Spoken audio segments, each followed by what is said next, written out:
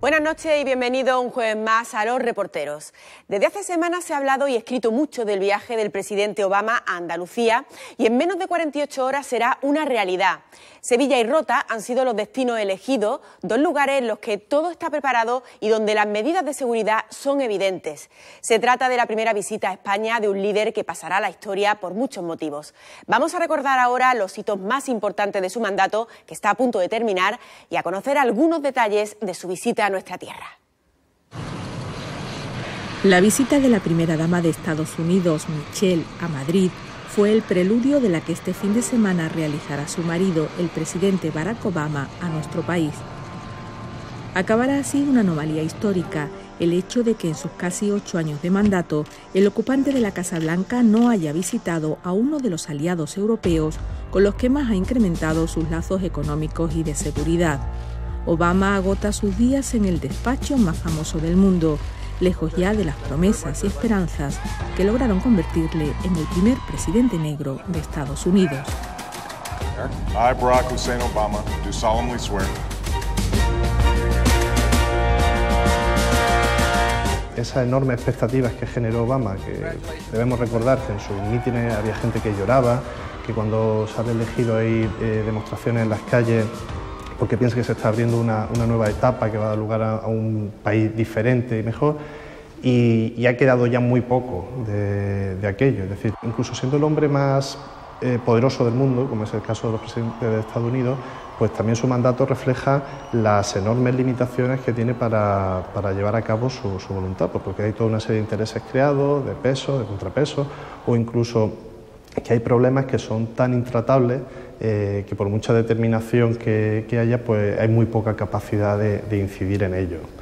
Obama se encontró con una crisis económica galopante que ha logrado frenar, pero prometió instaurar un sistema nacional de salud y apenas logró una reforma sanitaria descafeinada. Un centenar de presos siguen encerrados en el penal de Guantánamo y en el control de armas ha tenido que reconocer su fracaso. La reciente matanza de Orlando contra una discoteca gay es la punta de un inmenso iceberg. Solo el año pasado murieron en Estados Unidos casi 10.000 personas en incidentes con armas de fuego. Lo que está fuera de toda duda es que Obama es una máquina electoral perfecta, es decir, es el candidato prototípico que todo el mundo querría tener a su lado, pues porque es un gran orador, queda natural en las cámaras, tiene capacidad de empatizar, en fin, reúne todos los requisitos formales que uno desearía encontrar en un candidato. Pero ha sido inefectivo, ¿no?, para hacer frente a todas esas resistencias, pues, de grupos de presión, de la mayoría en las cámaras legislativas. Es decir, que la comunicación no lo es todo, ¿no? Hay otra serie de resortes dentro de las relaciones de poder que son incluso más importantes. La concesión del Premio Nobel de la Paz, no por sus logros, sino por las expectativas de cambio que generó su llegada a la Casa Blanca, fue muy polémica. Desde su puesto de comandante en jefe, Obama no ha dudado en usar todos los recursos militares a su disposición. Por ejemplo, al ordenar la muerte del líder de Al-Qaeda, Osama Bin Laden.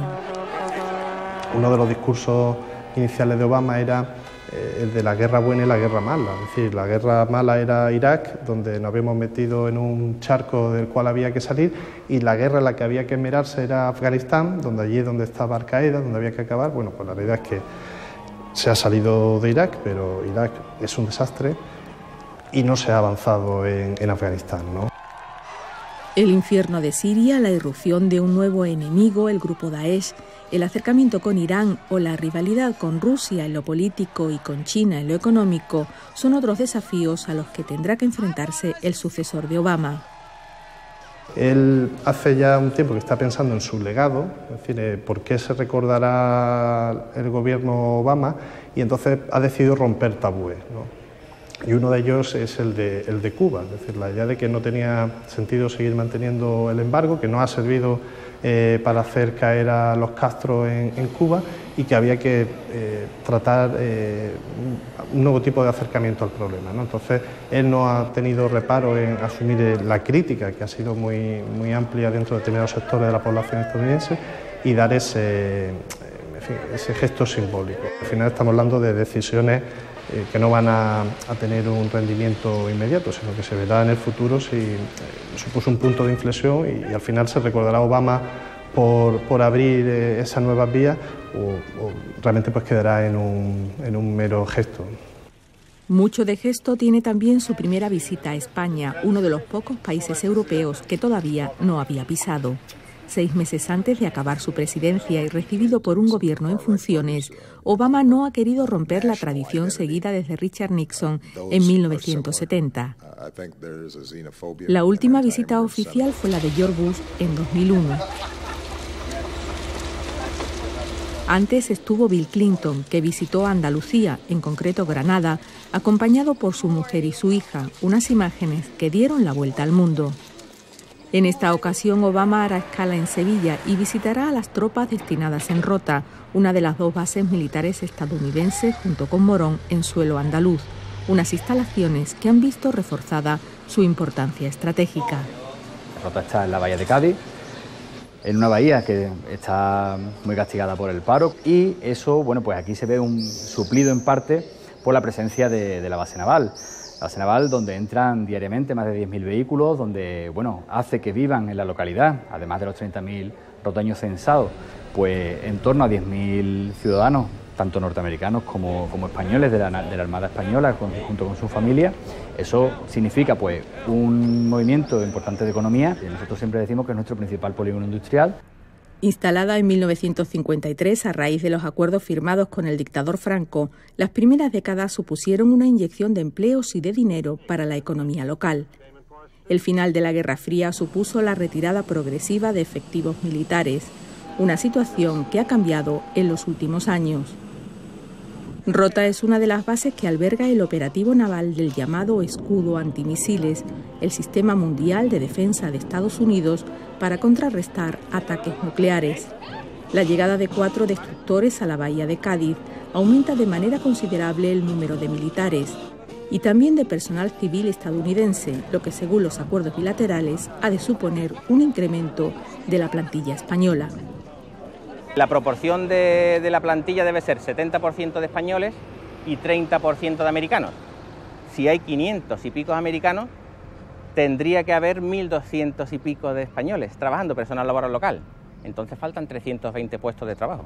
Yo no digo que sobren americanos, yo digo que faltan españoles. Es verdad que en los últimos años ha venido descendiendo el número de puestos de trabajo directos. Es una reivindicación que desde la Administración y desde los distintos ámbitos de la base también se hace, de que haya un incremento de puestos directos en relación con la mayor presencia militar en Rota. Pero es una de las patas, digamos, que forma parte de este acuerdo. Es cierto que también se implanta desde los últimos meses en lo que se llama el 4º astillero de la bahía de Cádiz, de Navantia, en la localidad, y eso abre las puertas a que se cree también una nueva industria auxiliar en la localidad. El contrato de mantenimiento de los buques a favor de Navantia sí ha permitido crear empleo a varias subcontratas. En Morón, en cambio, el incremento de la actividad con la llegada de la Fuerza de Reacción para África y el Mediterráneo, con 2.200 marines y 500 civiles más, no se ha traducido en nuevos empleos estables para españoles. Desde 2010, varios expedientes de regulación han dejado en la calle a 240 trabajadores. Somos un país muy secundario dentro de la visión internacional de Estados Unidos. Por nuestra ubicación geográfica pues tenemos un interés estratégico pues, por el tema de las bases, de nuestra cercanía al norte de África, la relación con América Latina, pero por fortuna pues, se nos percibe pues, como un país que no tiene que contemplar con preocupación en cuanto a su evolución en el futuro, ¿no? Pero lamentablemente para la autoestima de los españoles pues no somos uno de los países que está en el ámbito de interés de Estados Unidos, sino que estamos un poco en esa cola de países occidentales que bueno, somos aliados pero no somos estratégicos. Sin embargo, en un mundo cada vez más multipolar, la importancia de las 2 bases militares de Estados Unidos en Andalucía va en aumento y no se descarta una futura ampliación del despliegue naval de Rota, algo que siempre suscita división de opiniones. Aquí hay muchos campanarios y muy pocas chimeneas. Aquí es la única fábrica que hay. ¿Qué ha aportado? Pues han aportado muchísimo en cuanto al trabajo, a la calidad del empleo Aquí si viene Obama bien y si no viene Obama pues también, no pasa nada. Aquí no es ya como aquellos tiempos de bienvenido Mr. Marshall, que viene Obama, está en su derecho y nos parece muy bien. Lo único eso que a mí ya me gustaría reunirme con él y tratar estos asuntos laborales, pero bueno. Al otro lado de la valla, en el pueblo, no hay preparativos especiales para la visita de Obama. Nosotros estamos todo el año esforzándonos para que el pueblo esté en condiciones, que esté limpio, que esté cuidado, que sea un pueblo que se sienta la gente segura, y es un poco una filosofía de vida del roteño. ¿Eso qué significa? Que el ciudadano norteamericano, no solamente los visitantes españoles, sino el ciudadano norteamericano cuando viene aquí se siente bien, se siente integrado y se siente cómodo. Por tanto, no hay que hacer preparativos adicionales. En Sevilla todo está preparado para el paseo que Obama y el rey Felipe darán por el Alcázar, la Catedral y la Giralda el domingo por la mañana.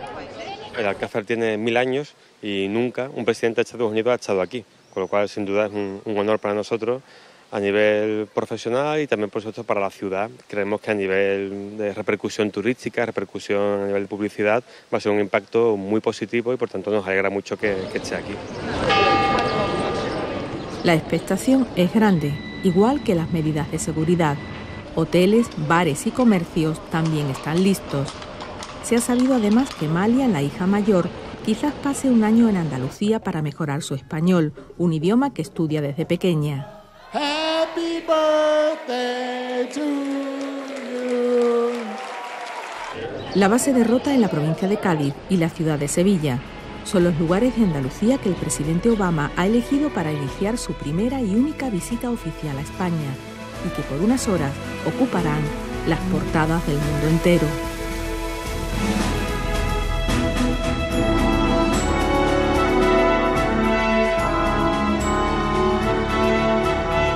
Sin duda una visita muy esperada y que está creando mucha expectación. Hacemos ahora un alto en el camino para la publicidad, pero no se vayan porque a la vuelta hablaremos de un cóctel muy peligroso, el de los jóvenes, el verano y las drogas de diseño. Y además nos adentraremos en un hermoso espacio de la provincia de Málaga lleno de historia y magia que está a punto de ser declarado Patrimonio de la Humanidad. Estas piedras guardan 6.000 años de historia y muchas incógnitas. La primera vez que hombres y mujeres dejaban su huella en el paisaje. ¿Qué los movió a construirlos? ¿Cómo desplazaron esas enormes rocas? Volvemos en 7 minutos. Seguimos en directo en Los Reporteros y ahora nos vamos a detener en las drogas de diseño. Cada vez atrapan a más jóvenes y cada día hay más variedad de estas sustancias químicas que pueden provocar graves daños físicos y psicológicos. A ello se une que su consumo es difícil de controlar y su precio es asequible. Además, el verano y la fiesta se convierten en la oportunidad de oro para los vendedores sin escrúpulos. Una época en la que es más necesaria la precaución y la información, sobre todo, para no caer en un problema de enormes consecuencias.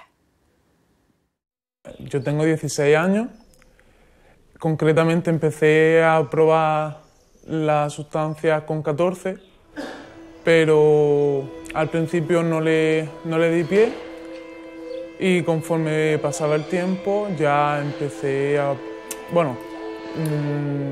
tuve ciertos problemas, tanto familiares como con los estudios, con amigos, relaciones del exterior, y yo empecé a notar un vacío. Entonces ya empecé a consumir más.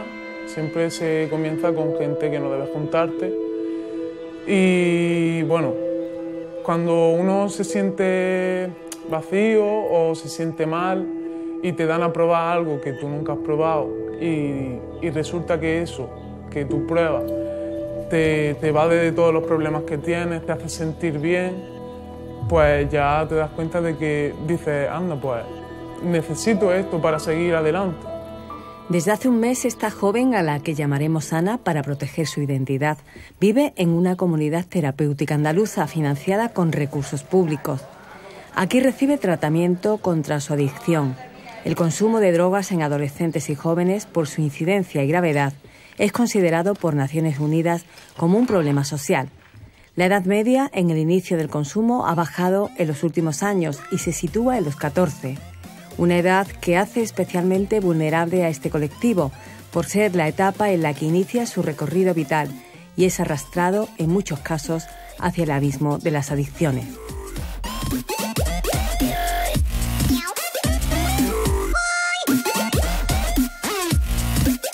La gente joven, cuando empieza a consumir, por lo que vemos aquí y demás, empieza pues consumiendo hachís, consumiendo alguna pastilla, alcohol, pero en la mayoría de los casos, o en muchos casos por lo menos, la persona va necesitando cada vez un efecto mayor, un efecto que no le proporciona la sustancia que está tomando en ese momento. Entonces a lo mejor el chaval pasa de fumar hachís a mezclarlo con alcohol. De mezclarlo con alcohol tampoco consigue el efecto que quiere y empieza a consumir, por ejemplo, cocaína. Tampoco consigue lo que quiere y sigue con revuelto, que es la mezcla de heroína y cocaína. Y ese es el fenómeno de escalada, va subiendo escalones, una escalera de sustancias y al final llega a ser una persona con un problema de politoxicomanía, un problema de adicción a distintas sustancias, porque de una droga se va pasando a otra buscando siempre más efectos. En muchas ocasiones este fenómeno denominado de escalada termina en el consumo de la denominada droga de diseño, unas sustancias psicoactivas que provocan un estado inicial de euforia. Son aquellas que denominábamos de diseño en la anterior década, las más conocidas como la ketamina, el LSD, etcétera, y con las nuevas que están apareciendo en este momento, sobre todo las conocidas como las Legal High o las Rachel Chemical. Son las más conocidas en este momento. Las Legal High fundamentalmente son ahora las más preocupantes.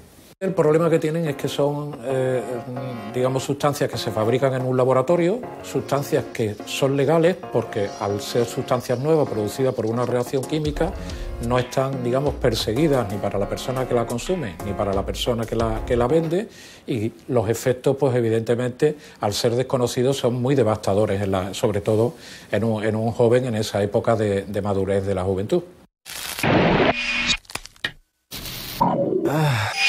Es sobre todo un efecto euforizante, una sensación de plenitud, de poder con todo, felicidad, te hace relacionarte, te desinhibe, te puedes relacionar con los que están alrededor, se potencian esos efectos de felicidad, bienestar, etc. Lo que pasa es que cuando pasa el efecto es lo contrario, una especie como de depresión, para que no puede haber taquicardia, malestar, ansiedad, toda esa felicidad se convierte en tristeza una vez que ha pasado el efecto, hasta que a los días se elimina el medicamento por completo o la sustancia que sea y uno recupera su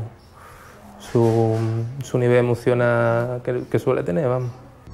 Se tiran al abismo, no se plantean qué o qué no. Ellos a lo mejor se le tiene más miedo a la heroína, a la cocaína, pero a las pastillas se entiende que es una forma de divertimento. No se entiende tanto como una droga, sino una forma de pasártelo bien, una manera de aumentar la diversión. Y es droga y además con secuelas, como he dicho antes, muy graves. Pero la gente joven lo ve más como una forma de divertimento, sin ver la cara negativa, que por supuesto es muchísima. Hay drogas que te suben el estado de ánimo, otras que te lo bajan, otras que la seguridad en uno mismo también te la cambia. Por ejemplo, yo conozco mucha gente que son incapaces de hablar con otras personas y al consumir, pues ya te digo que tienen mucha facilidad a la hora de hablar y cambian la personalidad por completo. Yo me he vuelto mucho más agresiva, problemas de impulsividad, trastornos de alimentación. También llega a un punto que la misma droga te hace que tú te separes de tu gente nada más que por el hecho de consumir. Yo empecé consumiendo con un gran número de gente y ya acabé consumiendo yo sola en un parque o en mi casa incluso cuando mis padres no estaban. Las denominadas drogas de diseño están asociadas a la fiesta, a la diversión, a vivir a tope. Se asocia a fiestas, discotecas, música, a todo este tipo de comportamiento, a pertenencia al grupo. Los jóvenes tienen mucha necesidad de pertenencia al grupo y muchas veces pertenecer al grupo significa consumir este tipo de sustancias. Este tipo de drogas, sobre todo en un ambiente de discoteca, pero últimamente se está viendo que se está como banalizando, es decir, antes era la ruta del bacalao, esta sí, pastillas durante todo el fin de semana, pero ahora también en fiestas, en cualquier celebración, se están banalizando, también se están consumiendo en reuniones con amigos, pero sobre todo dentro de grupos de jóvenes, porque se asocia con eso, salir por la noche o estar con tus amigos y consumir este tipo de drogas. Con las discotecas pues para estar con ciertas personas, la música, el ambiente también hace que consumamos un determinado tipo de droga, porque claro, no todas las drogas afectan del mismo modo. Pero las secuelas físicas y sobre todo psíquicas que provocan el consumo de este tipo de drogas han desatado las alarmas entre la comunidad terapéutica. Muchas veces las causas más peligrosas que provocan es sobre todo el golpe de calor y el infarto de miocardio, cuando se toman en cantidades poco controlables, porque muchas de ellas incluso se pueden disolver en un líquido y es muy difícil la disolución en el líquido, que no en una tableta, comprobar y saber la cantidad que se ha ingerido en el organismo humano. Físico, sobre todo a nivel hepático, renal, y por ejemplo esto es un golpe de calor. Hace que la sensación de sed sea mayor, se pierde más agua y puede dar también otro problema grave que puede ser, que es casi mortal, que es la hipertermia maligna, que a nivel cerebral nosotros tenemos un regulador que nos controla la temperatura corporal. Esto puede afectar a este regulador y hace que nuestra temperatura suba, porque no tiene conciencia de ello y morirnos de eso, como si fuese un golpe de calor, pero se llama hipertermia maligna. Y podemos llegar como a tener 42 grados, 41 grados y no tenemos un tratamiento de soporte. No es como una fiebre por una infección, que con antibióticos podemos ir quitando la causa. Son drogas gravísimas en el sentido de que producen una secuela psicológica importantísima. Son drogas que el sistema nervioso prácticamente lo destruye. Son drogas que hacen que la gente joven puedan tener problemas de alucinación, de psicosis, de delirio y que puedan llegar a comportamientos como intentos de suicidio en un momento dado por sentir que alguien lo persigue o que alguien lo va a matar. Pueden agredir a otras personas pensando que esa persona viene hacia él o hacia ella para pegarle cuando realmente no es así. Esta droga distorsiona la realidad, la percepción de la realidad la distorsiona y muchas veces la persona actúa en base a esta distorsión y puede traerle secuelas muy negativas, hasta la muerte, vamos. Las consecuencias que tiene son, yo por ejemplo sufro de insomnio, sufro una distorsión de la realidad totalmente diferente a las cosas como son realmente. También hay efectos mortales o daños colaterales, digamos, mortales, que pueden ser conducidos a los efectos de estas drogas, que pueden llevar a accidentes de tráfico. Y las conductas de riesgo son, por ejemplo, las relaciones sexuales sin protección, porque aumenta el contagio de infecciones de transmisión sexual o los embarazos no deseados. Estás como contento, estás feliz, una sensación de que no pasa nada, entonces te lleva a tomar medidas de más riesgo. A la preocupación por el consumo de estas drogas se suma el repunte de la heroína, una sustancia que hizo estragos en los años 80. Las recientes incautaciones de alijos de heroína hacen temer que esté introduciéndose de forma masiva y a un precio más barato. Sí es cierto que en los últimos 2 años hemos vivido un pequeño incremento, que han sido aproximadamente no llega ni a 200 casos, sobre unos 3.000 casos que teníamos en el año 2014, pero estos datos hay que verlo, como decía, con precaución y durante bastante tiempo. Es decir, hay que ver cómo se va desarrollando la tendencia. Puede ocurrir también el que el precio de la heroína ha bajado, desde hace un tiempo a esta parte ha venido bajando, y también hay más controles en lo que es la prescripción de determinados fármacos que imitan lo que es el efecto de la heroína, como pueden ser los analgésicos, los agonistas opiáceos. Y es verdad que hay un repunte de consumos de heroína porque es más barata y porque se está vistiendo de otro tipo de sustancias que llega a ambientes más convencionales y no a ambientes tan marginales como los que llegaba antes. Aquí en comunidad concretamente no se ve todavía ese repunte. Eso llegará aquí dentro de unos años.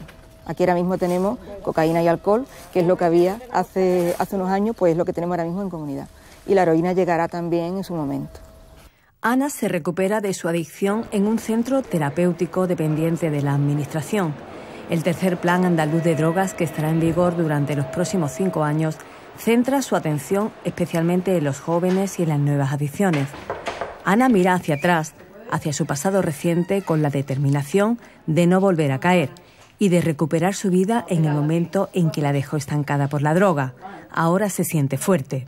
Totalmente. Yo me siento muchísimo más fuerte, tengo mucha fuerza de voluntad, estoy muy contenta conmigo misma. Yo pensaba que no, que ya donde me había metido no podía salir.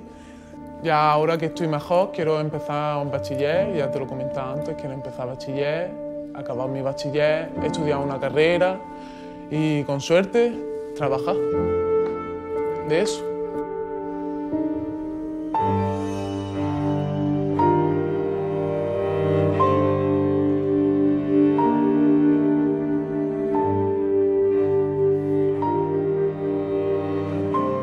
Pues ya lo han visto, la precaución y la información son dos armas contra las nuevas drogas. Les hablamos ahora de un asunto mucho más agradable. La semana que viene es muy probable que se haga oficial la declaración como Patrimonio de la Humanidad de los dólmenes de Antequera, una de las mayores construcciones megalíticas del continente europeo. La candidatura malagueña, única que presenta España, incluye también a la Peña de los Enamorados y al Torcal, un bellísimo conjunto lleno de historia y de magia que vamos a conocer desde su interior.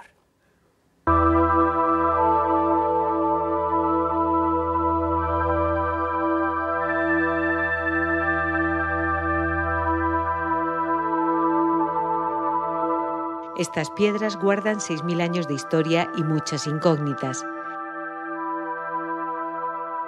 Los sepulcros megalíticos son tal vez la expresión más antigua de la arquitectura, la primera vez que hombres y mujeres dejaban su huella en el paisaje.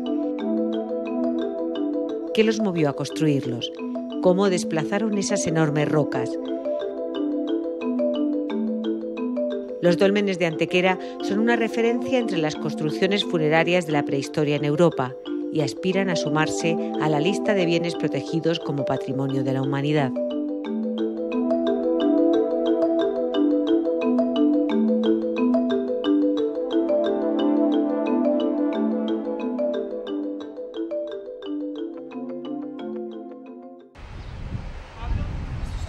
Buenos días a todos y a todas y bienvenidos al conjunto arqueológico de los dólmenes de Antequera. Bueno, pues como explicábamos, a través de los materiales que aquí podéis ver en esta mesa, podemos ver un poco cómo fue la evolución de la prehistoria. Ángel es uno de los guías del conjunto arqueológico. Con este grupo de estudiantes hace un pequeño viaje en el tiempo hasta el Neolítico. ¿Quiénes fueron los constructores de los dólmenes? Porque siempre que hablamos del hombre y de la mujer de la prehistoria, y rápidamente pensamos en una persona muy peluda, que viste con pieles, que caza animales y que vive en cuevas. Pero lo primero que tenemos que tener en cuenta es que la prehistoria es un periodo grandísimo. Las comunidades que vivían en esta fértil vega de Antequera ya habían dejado de ser nómadas, cultivaban la tierra y cuidaban el ganado. El tener la alimentación asegurada mediante la agricultura y la ganadería es lo que le va a hacer a este tipo de comunidades pensar en otro tipo de cosas. Por ejemplo, ¿qué ocurre después de la muerte? A finales del Neolítico van a construir los dólmenes, que son tumbas funerarias, lugares de enterramiento principalmente.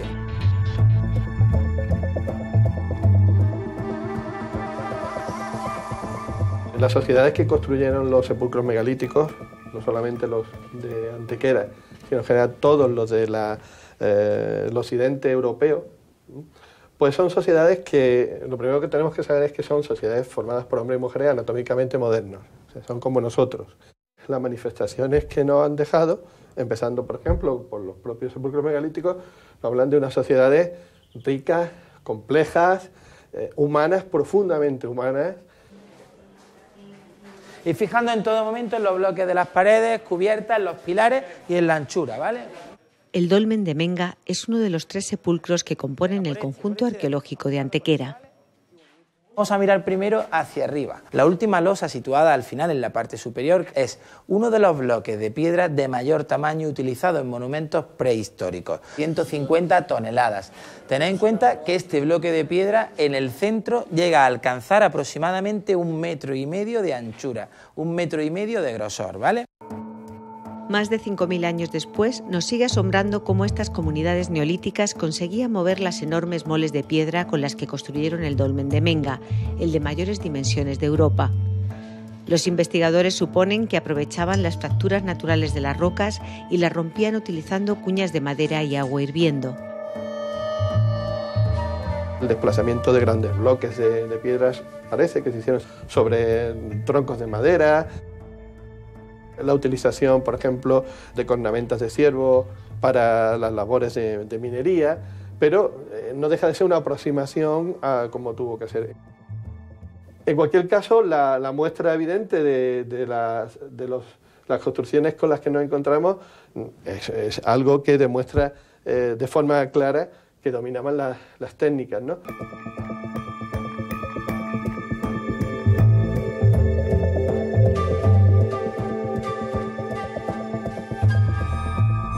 Una tras otra iban encajando las piedras en una zanja que era la línea de cimentación. Para colocar las losas del techo rellenaban con tierra al interior. Al retirar después esa tierra, la cubierta descendía hasta descansar sobre las paredes de la cámara. Finalmente, cubrían toda la construcción formando un pequeño túmulo.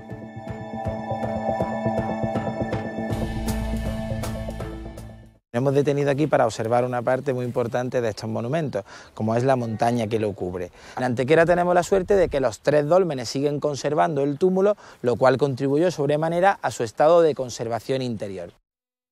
Vamos a conocer ahora el dolmen de Viera. Este dolmen era el más pequeño de los 3 y tiene 4.500 años. El estado de conservación y la monumentalidad de las construcciones son 2 de las razones que han impulsado la candidatura de los dólmenes de Antequera a formar parte de la lista exclusiva de lugares declarados Patrimonio de la Humanidad. Sabían perfectamente cómo se movía el sol y cómo se movían las estrellas. Pensar que para estas comunidades era muy importante conocer estos cambios porque el sol, entre otras cosas, era el responsable de articular los ritmos de la agricultura y, en definitiva, los ritmos de la vida.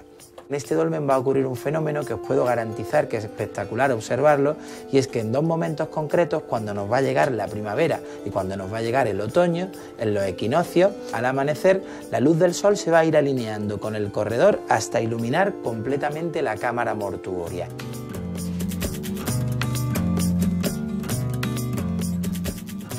En Antequera, de 3 monumentos megalíticos, monumentales los 3, solo uno es canónico, solo uno tiene la orientación canónica, dirige su mirada hacia la salida del sol en el equinoccio de otoño, que es el caso de Viera. Los otros 2 tienen orientaciones terrestres. Esos 3 elementos fueron descubiertos, fueron analizados por el catedrático de Historia de la Ciencia, Michael Hoskin, que fue el que dio las bases, realmente la base importante para esa declaración de Patrimonio Mundial. A partir de ahí se ha hecho mucha investigación sobre los dólmenes. El centro solar del conjunto arqueológico lleva el nombre de este investigador británico, que estudió la orientación de 3.000 sepulcros neolíticos de todo el mundo y comprobó que el 99,9% tienen orientación hacia el sol. En el caso concreto de Menga, no seguiría los mismos patrones que todos los dólmenes que se construirían. Es excepcional. Excepcional en cuanto a la orientación. ¿Por qué? Porque aquí Marca está orientada concretamente hacia la peña. La Peña de los Enamorados. Su forma recuerda un rostro humano que mira hacia el cielo. Esta montaña, en mitad de la vega antequerana, ejerce hoy la misma fascinación que debió producir hace 6.000 años. Entre la Peña y Menga se encuentra el tercer dolmen, el Tolo del Romeral, que mira hacia el oeste.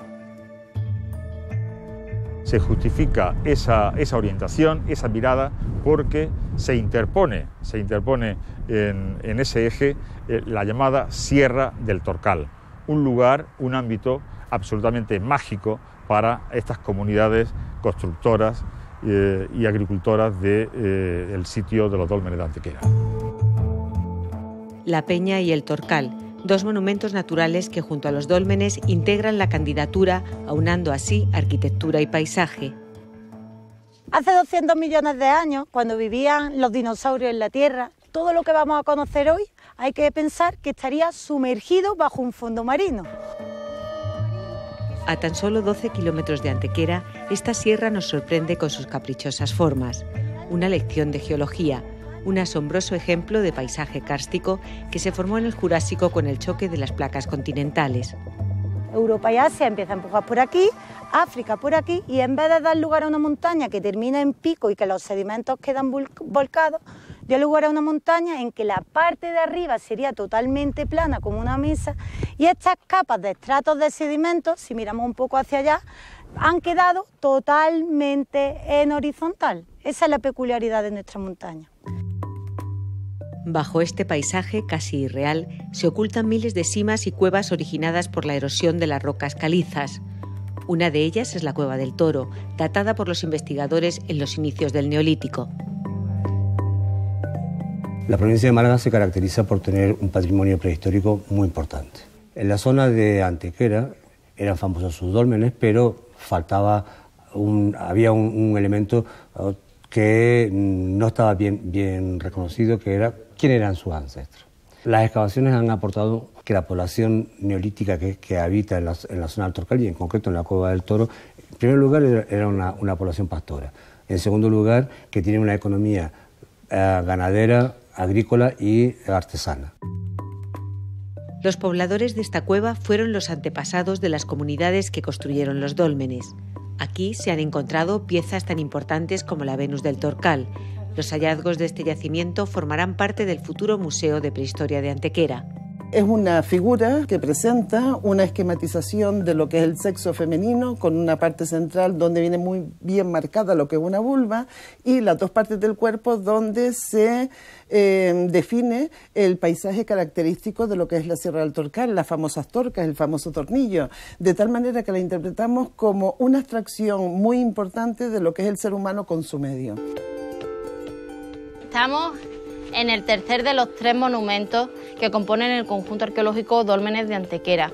Este se llama El Romeral y difiere bastante de lo que habéis visto hasta ahora, de Menga y de Viera. Como veis, ahora ya llegamos a la Gran Cámara. ¿Qué diferencias veis con respecto a los otros dos? Las piedras. ¿Y las formas cómo son? La forma de cúpula. Eso es una de las grandes diferencias y una de las grandes características de este conjunto antequerano, que de los 3 dólmenes que tenemos, los 3 son completamente diferentes. El Romeral fue descubierto en 1904, gracias a la labor y al trabajo de los hermanos Viera. Una calle de Antequera recuerda a estos vecinos de la ciudad. A principios del siglo XX descubrieron 2 de los dólmenes, por eso uno de ellos también lleva su nombre. ¿Tú qué te acuerdas de tu abuelo? De mi abuelo, lo poquillo que sabemos de ellos, que se vinieron de Sevilla, dos hermanas. Ellos se vinieron de Sevilla, dos hermanas vinieron a Antequera. ¿Quién los contrató aquí en Antequera para trabajar? ¿El ayuntamiento? El ayuntamiento, yo creo que el ayuntamiento contrató al tío Pepe. José Viera era el jardinero municipal y encargado del cuidado del dolmen de Menga. Su intuición y las leyendas que contaban los más mayores del lugar sobre la existencia de otras cuevas le llevó junto a su hermano a excavar los cerros cercanos. A pesar de la importancia del hallazgo, el patrimonio barroco de la ciudad de Antequera ha mantenido los dólmenes relegados a un segundo plano. La relación de Antequera con los dólmenes ha sido algo compleja. Realmente, durante mucho tiempo, la ciudad ha vivido a espaldas de los dólmenes. La propuesta de inscripción en la lista de Patrimonio Mundial y la buena campaña que se ha hecho para adquirir, para tener esos apoyos, que ha conseguido que toda Antequera se vuelque. La candidatura ya ha tenido sus primeros efectos. En 2015 el conjunto monumental batió su récord anual y superó las 100.000 visitas. Como ciudad es un éxito. El hecho de ser el primer bien declarado Patrimonio de la Humanidad en la provincia de Málaga, bueno, pues ya es un empujón porque bueno, va a suponer un incremento notable de visitantes, lo cual pues va a generar, pues esperamos, muchísimos más puestos de trabajo a nivel empresarial, que vamos a tener que mejorar la calidad y la oferta de servicios que vamos a ofrecerle a todos estos visitantes. Hablando con los arqueólogos de la ciudad y gracias a los descubrimientos que se encontraron en la Cueva del Toro, hemos decidido hacer un menú de la época del Neolítico. Uno de los platos que proponemos es una crema de bellota. Los dibujos con los que presentamos los platos, pues es también la serigrafía que no hemos encontrado en la cueva. Los dólmenes y Antequera ya se miran cara a cara, se reconocen, se conocen y esa es la mejor forma de protección del patrimonio, que la ciudadanía se vincule a él. No hay mejor forma de proteger el patrimonio que la gente sienta que es parte de su historia y de quiénes son. Antequera y sus dólmenes, la Peña y el Torcal, lugares de memoria donde reencontrarnos con los hombres y mujeres que poblaban esta vega andaluza hace ya miles de años, aquellos arquitectos que pusieron los primeros pilares de nuestra civilización.